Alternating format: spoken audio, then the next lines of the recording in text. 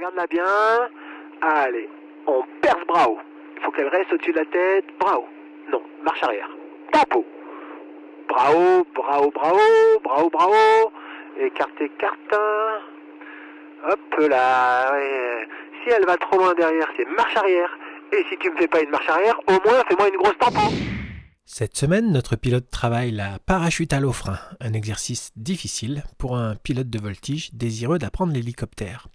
Le pilote s'est peut-être insuffisamment ralenti, puis il descend les mains pour provoquer un décrochage de la voile, et lorsque la voile décroche, il faudrait remonter immédiatement les mains, le but étant de conserver la voile en parachutale au-dessus de la tête. Le pilote remonte ses mains un petit peu trop tardivement, un petit peu trop lentement. Résultat, la voile part trop loin en marche arrière.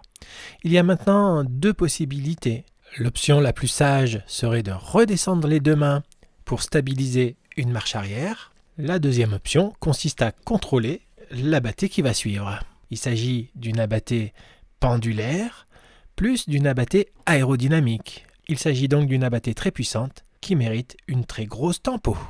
Notre pilote reste bras haut et l'abattée commence. Lorsque la voile arrive au-dessus de la tête, il faut commencer la tempo. On voit bien que le pilote commence à descendre ses mains, mais ce freinage est beaucoup trop timide face à une telle abattée.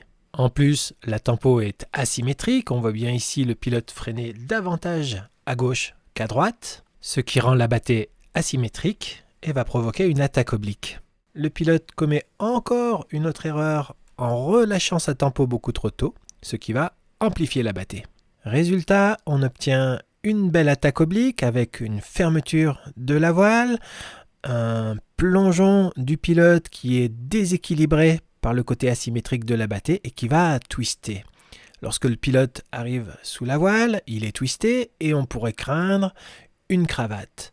Heureusement, la voile se regonfle entièrement et le pilote parvient à se détwister sans autre complication.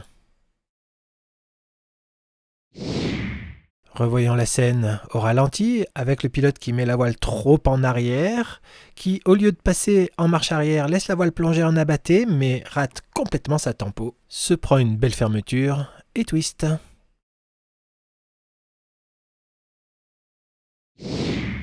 Et revoici la scène à vitesse réelle.